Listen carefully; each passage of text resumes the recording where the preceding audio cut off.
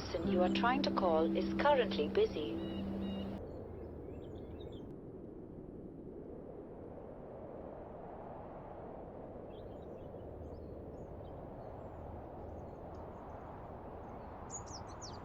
Person you are trying to call is currently busy.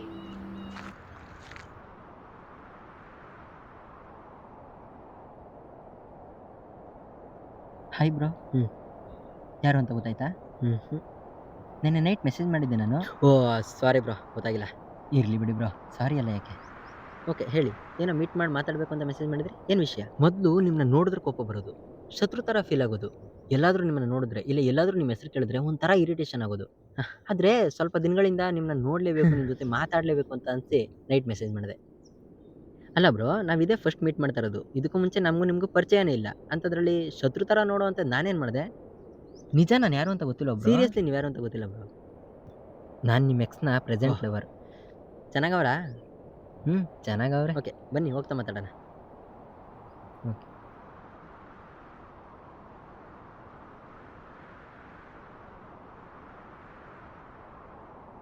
Person you are trying to call is currently busy. ನೀವೇನು ಕೆಲಸ ಮಾಡೋದು bro? ನಾನು short films ಮಾಡ್ತೀನಿ, YouTube channel ಇದೆ. ಹೌದಾ, ಆಮೇಲಿಂದ ಲಿಂಕ್ ಶೇರ್ ಮಾಡಿ ಬ್ರೋ. ಓಕೆ.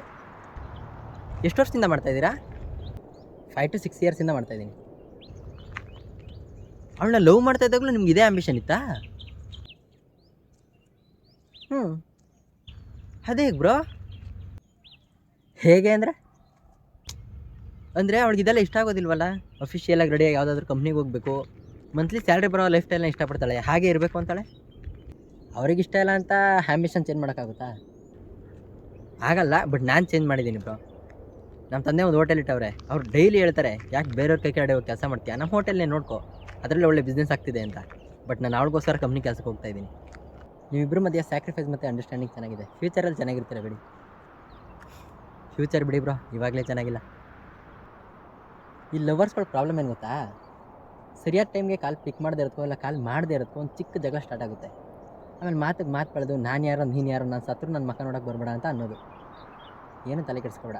ಒಂದು 2 ದಿನ ವಾಟ್ಸಪ್ಪಲ್ಲಿ ಫೀಲಿಂಗ್ ಸ್ಟೇಟಸ್ಸು, ಇನ್ಸ್ಟಾಗ್ರಾಮಲ್ಲಿ ಫೀಲಿಂಗ್ ನೋಟ್ ಹಾಕು, ಎಲ್ಲ ಸರೋಗುತ್ತೆ. ಮಾತು ಬೆಳೆದಿದ್ರೆ ಸರೋಗ್ತಿತ್ತೇನೋ, ಬಟ್ ಮಧ್ಯದಲ್ಲಿ 3ನೇ ವ್ಯಕ್ತಿ ಬಂದರೆ ಸರೋಗಲ್ಲ ಬ್ರೋ. ಅಂದರೆ ಮೊದಲೆಲ್ಲ ಚೆನ್ನಾಗಿತ್ತು ಬ್ರೋ, ಬಟ್ ರೀಸೆಂಟಾಗಿ ಅವಳು ತುಂಬಾ ಬದಲಾಗೋಗಿದ್ದಾಳೆ. ನಿದ್ದೆ ಬರ್ತಿದೆ ಅಂತ 9 ಗಂಟೆಗೆ ನಾನು ಗುಡ್ ನೈಟ್ ಹೇಳ್ತಾಳೆ, ಬಟ್ ಮಿಡ್ ನೈಟ್ 2 ಗಂಟೆ 3 ಗಂಟೆ ಆದರೂ ಆನ್ಲೈನಲ್ಲೇ ಇರ್ತಾಳೆ. ಅಷ್ಟೊತ್ತವರೆಗೂ ಏನು ಮಾಡ್ತಿದೆ ಅಂತ ಕೇಳಿದ್ರೆ ಮೊಬೈಲ್ ಯೂಸ್ ಮಾಡ್ತಾ ಹಾಗೆ ಮಲ್ಕೊಬಿಟ್ಟೆ, ಲಾಕ್ ಮಾಡೋದು ಮರ್ತೋದೆ ಅಂತಾಳೆ. ರಾತ್ರಿ 8 ಗಂಟೆ ಮೇಲೆ ಅಮ್ಮ ಇರ್ತಾರೆ, ಕಾಲ್ ಮಾಡಬೇಡ ಅಂತ ಹೇಳ್ತಾಳೆ. 11 ಗಂಟೆ ರಾತ್ರಿ ಕಾಲ್ ಮಾಡಿದ್ರು ಎಂಗೇಜ್ ಬರ್ತಾ ಇರುತ್ತೆ. ಯಾರ ಜೊತೆ ಅಂತ ಗೊತ್ತಾ?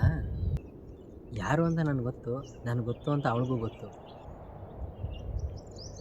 ಆದರೆ ಅವರಿಬ್ಬರು ರಿಲೇಷನ್ಶಿಪ್ಗೆ ನನ್ನ ಕೈಲಿ ಒಂದು ಹೆಸರಿಡೋಕ್ಕಾಗ್ತಾಯಿಲ್ಲ ಬ್ರೋ.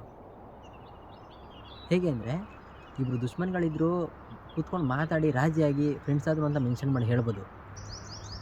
ಆದರೆ ಅಣ್ಣ ತಂಗಿ ಅಂತ ಇಬ್ಬರು ಪರಿಚಯ ಆದರು, ಮೆಸೇಜು ಕಾಲ್ ಮಾಡ್ತಾ ಅವರಿಬ್ಬರೇ ಲವರ್ಸ್ ಆದರು ಅಂತ ಹೇಗೆ ಬ್ರೋ ಮೆನ್ಷನ್ ಮಾಡಿ ಹೇಳೋದು?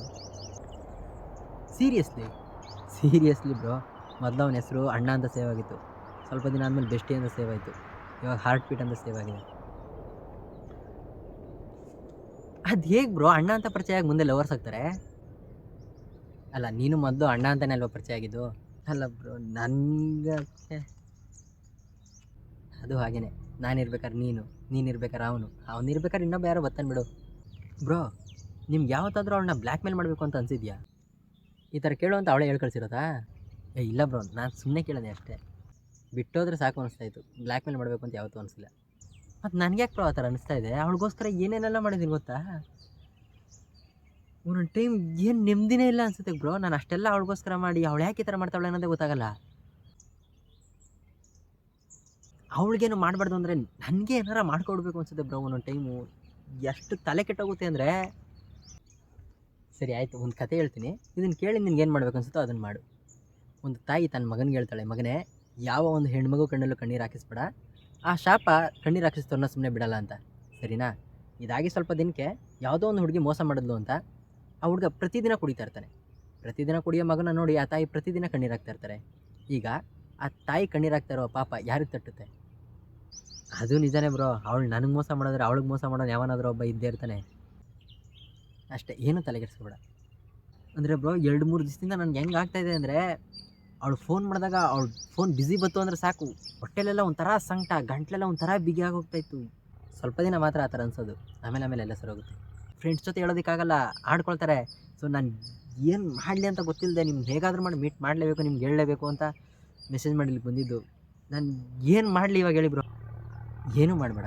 ಇವಾಗ ನಾನು ಏನಾರ ಮಾಡ್ಕೊಳ್ಳ, ಏನು ಮಾಡಲಿ, ಏನಾದರೂ ಒಂದು ಸದ್ಯಕ್ಕೆ ನೀನೇನು ಮಾಡಬೇಡ. ಅವ್ರ ಪಾಡ್ಗೆ ಅವ್ರನ್ನ ಬಿಟ್ಬಿಟ್ಟು ಮುಂದೇನಾಗುತ್ತೆ ಅಂತ ನೋಡ್ತಾ ಇರು. ಇನ್ನೊಂದು ಸ್ವಲ್ಪ ದಿನ ನನ್ನ ಜಾಗಕ್ಕೆ ನೀನು ಬಂದಿರ್ತೀಯ, ನಿನ್ನ ಜಾಗಕ್ಕೆ ಆ ಹುಡುಗ ಬಂದಿರ್ತಾನೆ.